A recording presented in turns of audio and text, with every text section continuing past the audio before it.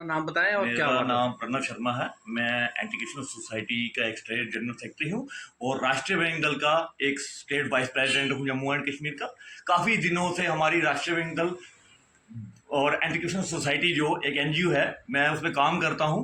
और काफ़ी दिनों से हम एक यहाँ पे करप्शन हो रही थी, 2013 से करप्शन चल रही थी। एक टेंपल लैंड था नरसिंह जी महाराज टेंपल बनी का, जिसमें 59 इलीगल इंक्रोचमेंट हुई थी, जिसमें पंडित जो है लेखराज पादा जी हैं, उन्होंने सारी की सारी जमीन बेची हुई थी इलीगल तरीके से।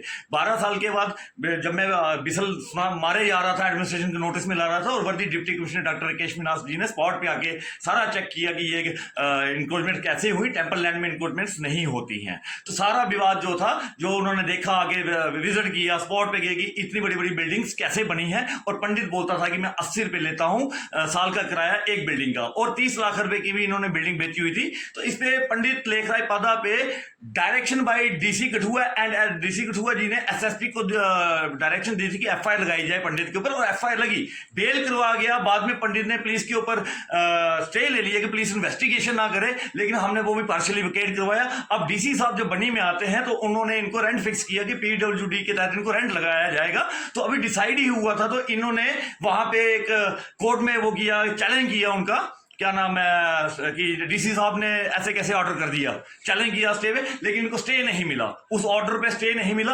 तो ये बौखलाए थे, कभी एक मिनिस्टर के पास जाते थे, कभी भाजपा वालों के पास जा रहे थे, कभी कांग्रेस वालों के पास जा रहे थे, कि इनका कहीं भी वो नहीं हो पा रहा था। कि ये कभी कहते थे कि पीएमओ साहब से पीएमओ साहब फोन कर रहे थे, पीएमओ साहब से इन्होंने फोन करवाया। ये इनका कहना था कि हम यहाँ के जीवन लाल जी जो एक्स एमएलए थे उनके पास ये गए, और इन्होंने पीएमओ साहब से उनको फोन करवाया, पीएमओ साहब से जीवनलाल जी से फोन करवाया। अब उन्होंने किया नहीं किया वो मुझे नहीं पता, लेकिन इन्होंने अपना पूरा जोर लगाया कि मंदिर की प्रॉपर्टी में किराया फिक्स ना हो। ये इतने गुनेगार हैं, एक तो इन्होंने करप्शन की, और मंदिर की लैंड में किराया देने के लिए ये पागल हो चुके हैं। और इन्होंने पागलपंती के कारण इन्होंने मेरा प्लान बनाया कि प्रणव शर्मा को मार दिया जाए तो कहानी खत्म कर दी जाएगी।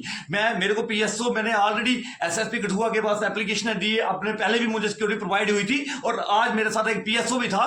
तो ये मैंने आज कटिंग करवाने जा रहा था, और मुझे नहीं पता था कि इन्होंने मेरे पे प्लान किए हुए। जैसे मैं कटिंग करवाने जाने ही वाला था, सीढ़ी चढ़ रहा था, मेरा पीएसओ पीछे था, और ये इनके लेखराज पादा जो पंडित हैं, उनके बेटे जो दोनों हैं, उन दोनों में से एक छोटा बेटा है, उसने मेरे को पूछा कि यहां क्या करने आए हो नाई के पास। अरे मैं कटिंग करवाने आया हूं, आपको क्या लेना देना मैं कहां जा रहा हूं कहां नहीं जा रहा हूं। सर उन्होंने मेरे पे हमला किया, और मैं सीढ़ियों से नीचे उन्होंने डाला, ये तो मैं संभल गया, नहीं तो हेड इंजरी होनी थी। आज फ्रैक्चर है, ये उंगली फ्रैक्चर है, ये हाथ फ्रैक्चर है, ये स्टिक लगी हुई है, मुझे ब्लड है, घुटने में लगी है, पीठ में लगी हुई है।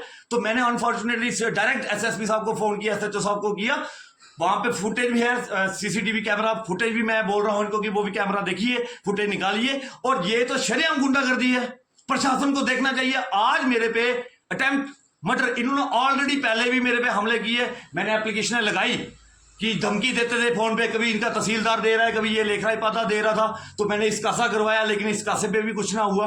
लास्ट ये मुझे धमकी दे रहे हैं, कभी बोलते हैं मैं पंजाब से आया हूं, मैं हिंदुस्तान का नागरिक हूं, पंजाब से आया कहीं से आया, हिंदुस्तान से तो हूं, ये तो मेरा जन्म जम्मू में हुआ है, मेरी स्टडी जम्मू में हुई है, तो इनको क्या तकलीफ है। कभी ये तहसीलदार को आरटीए लगा रहे हैं कि उसके फोर फादर का रिकॉर्ड दिया जाए। एक तो गुना इन्होंने किया, एक तो करप्शन इन्होंने किया, और जो आज करप्शन को मिटाना चाहता है, चाहे वो राष्ट्रीय बजरंग दल का है, चाहे आम आदमी है, चाहे एंटी करप्शन का है, तो इन्होंने जब इनसे करप्शन, जब रेंट फिक्स हो गया, इनकी कहीं सुनवाई नहीं हो रही है, कोर्ट में भी सुनवाई नहीं हुई, तो अब इन्होंने मेरे को अपने बेटों के थ्रू मारने का प्लान रचा। लिहाजा मेरी सरकार से, वर्दी डिप्टी कमिश्नर सर से, सभी से रिक्वेस्ट है, पुलिसिंग से, कि ये मेरे पे अटैक हुआ है, और लिहाजा इन जैसे दोषियों को जिन्होंने मेरा प्री प्लान मर्डर करने का प्लान किया था, उनके ऊपर जो धारा लगती है वो लगाई जाए, और ऐसे चोरों को, ऐसे मर्डर जो मर्डर प्लान कर रहे थे, ऐसे दोषियों को सजा होनी चाहिए। जी धन्यवाद।